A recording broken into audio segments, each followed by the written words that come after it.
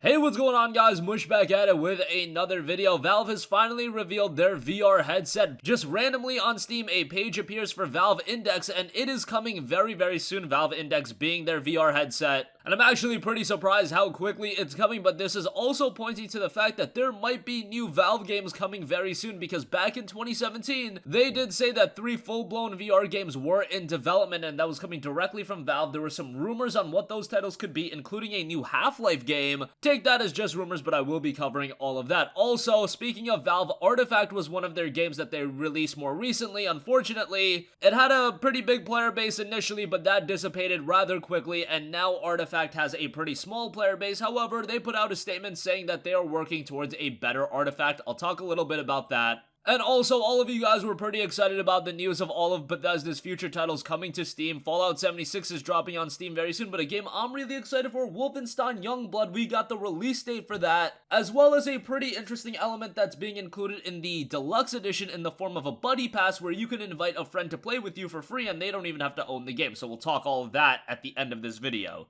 First up, we knew that Valve was getting into the VR game, however, we hadn't heard anything for quite a while until now. Randomly, Valve just dropped a Steam page update saying, upgrade your experience May 2019 with an image of Valve Index. Outside of that, we don't really know anything more, but May 2019 after an official announcement is a very quick turnaround, so this would be dropping May 2019, and I would imagine there would be some exclusive games being released for it on that day. I mean, why would you drop it on May 2019 and not release any games? Valve would be the type of publisher, in my eyes, that would keep a game under wraps and announce it and then have it ready for a release very quickly thereafter. Again, the only text in the teaser reads, upgrade your experience and May 2019. We don't have an official date, and what's odd is in the URL for this listing, it does have sale in it as well, so you would imagine that it will be on sale in May 2019. Valve's headset has been rumored for quite a while and just became about a sure thing when convincing looking images leaked last November. Before that, in March of last year, Gabe Newell said he was jealous of Nintendo's ability to produce both hardwares and games, and that was a relatively strong hit. Valve also announced in 2017 that it's developing 3 new VR games, and presumably 1 or more will be tied to the Index's release. I don't know how you bring forth this Valve VR headset and not have an exclusive game to go along with it.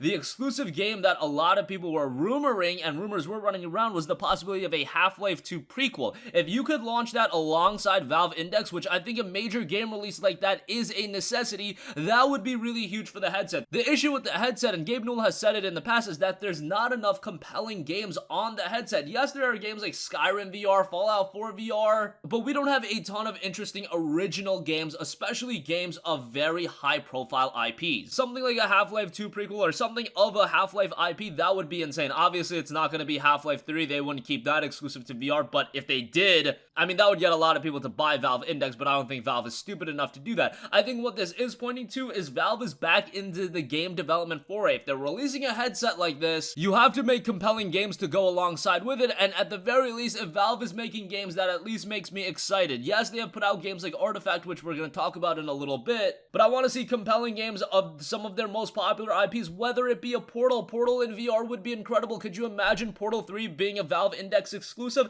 In this case, I am fine with them releasing an exclusive VR title for their own headset because it's an in-house developed game. That is the difference between Valve releasing an exclusive game because it's an in-house developed game versus, say, an exclusive agreement being signed to be exclusive to one platform over the other. If Valve is developing it in-house, I am fine with it being exclusive. But we'll see. I seem to always get my hopes up with Valve in terms of new game releases, and I seem to always be disappointed. But considering they're releasing a brand new VR headset, I imagine that this is pointing towards something positive. If Valve is getting into the VR game, that at least means VR has another competitor, and that means VR is definitely going to be here to stay, because if a business like Valve, if a company like Valve is into the game, I imagine at least in the short term they have a lot of investment into this. However, we've seen things like the Steam console fizzle out rather quickly. Could Valve Index be something like that? I really hope not, but we shall see. I'll leave a link to the teaser page in the description box down below if you want to check it out yourself, and it looks like it will be available for sale in May of this year, so just a little over a month away. Now, the interesting thing is, what is this going to be priced at? I think one of the main issues with the Steam machines was the price point. Of course, an issue with VR inherently is going to be the accessibility to it. If it's overpriced, if it is $500 or $600, yeah, there will be a consumer for it, but you are locking out a lot of people from actually checking out, so I'll keep you guys posted on it.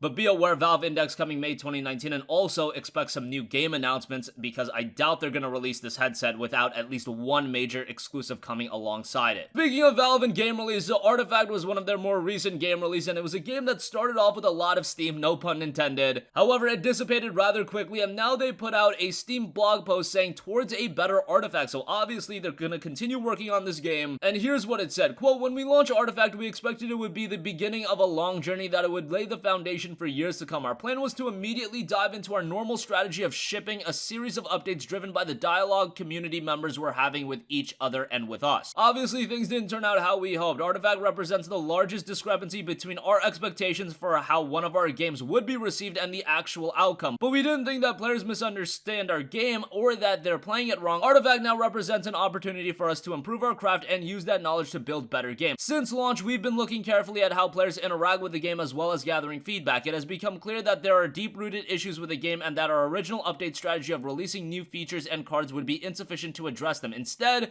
we believe the correct course of action is to take a larger step, to re-examine the decisions we've made along the way regarding game design, the economy, the social experience of playing, and more." So what does that mean? Moving forward, we'll be heads down focusing on addressing these larger issues instead of shipping updates. While we expect these processes of experimentation and development to take a significant amount of time, we're excited to tackle this challenge and we'll get back to you as soon as we're ready. On one note, it seems like they're not completely giving up on Artifact, but reading between the lines, it seems like they're also ready to move on to a different project. I don't know necessarily what they mean, and we'll be heads down focusing on addressing these larger issues instead of shipping updates. Does that mean larger issues in their overall methodology of designing games, and that would mean creating something completely new? Or does that mean they're gonna restructure how Artifact is done? Whatever the case may be, Artifact is obviously one of those Valve game releases that have a lot of issues. Its player base is obviously shrinking and shrinking by the day, so that's inherently a big problem, especially with a game like this that is driven by its community. Something needs to be done ASAP, whether it be closing the doors on this and moving on to something else, whether it be still having a small team working on Artifact while the majority of the team works on something else. I don't know what the solution is, but obviously they do know that something needs to be done. And I don't know, I don't want to wish disaster on any game, but hopefully if Valve sees how games like Artifact do, maybe it pushes them to work on other games that gamers really want to see, whether it be a Half-Life 3, whether it be a Left 4 Dead 3. These are the games we're really clamoring for, and now that we have a legit competitor in the Epic Game Store, aside from all the controversy, maybe just for the sake of positive PR and getting people reinvested into Steam as a platform and getting gamers really engaged to Valve and Steam once again, because I feel like some of that engagement has been lost. It's not obviously entirely been dissipated. That's why you see all the backlash with the EGS exclusivity announcements. However, to create the most engagement possible, I do feel like new compelling games need to be created, at least for gamers to once again get attached to Valve and Steam as the brand. Good to see they have acknowledged the problems with it instead of remaining completely blind to it, but we'll see where it goes from here. And lastly, I do want to give you guys a quick heads up on Wolfenstein Youngblood, the standalone expansion to Wolfenstein 2. It's set in 1980s. BJ Blazkowicz is missing his last known whereabouts, Nazi-occupied Paris. The main characters in this game and the ones that can find him are his twin daughters, Jess and Soph Blazkowicz, and no Nazi scum are gonna stand in their way. Now, obviously, being two characters as the lead characters, that points to the fact that yes, this game will feature cooperative play, and that's one of the biggest elements of the game. You'll have to liberate Paris from the Nazi threat as you search for your father in the first open-ended cooperative adventure in the series, either with a friend or an AI companion. Guys, do not be playing this game with an AI companion.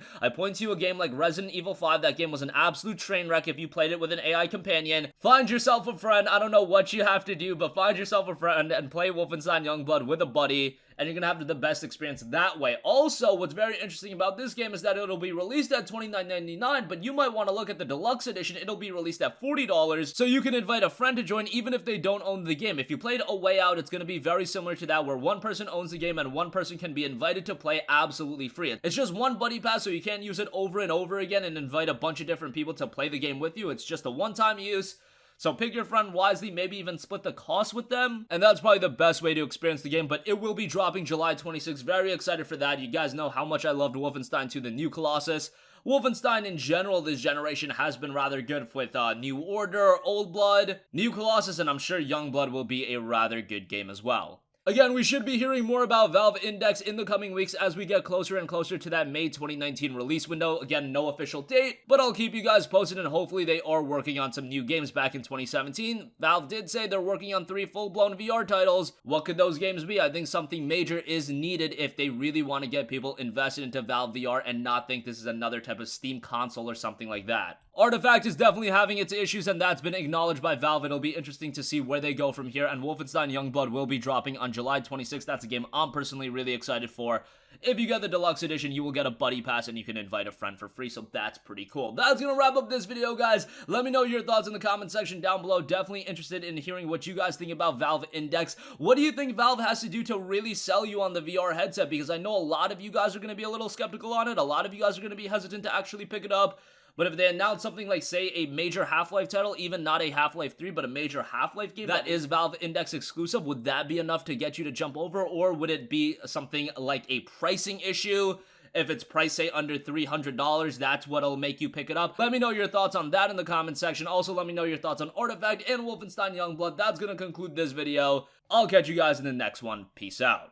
Hey, what's going on, guys? Mush here again. Hope you enjoyed the video. As you guys might know, YouTube's notification system is sometimes a little bit wonky, even if you're subscribed to the channel. Maybe you're not abundantly aware that I uploaded a video. To remedy that situation, make sure you hit the bell notification button. This way, whenever I upload a new video, and I try to upload as consistently as possible, you will be notified directly of the upload, and you can watch it as soon as it goes live. I would really appreciate if you guys hit that button so you can stay up to date with all of the content I'm posting. But as always, guys, thanks for watching, and I'll catch you guys in the next one. Peace out.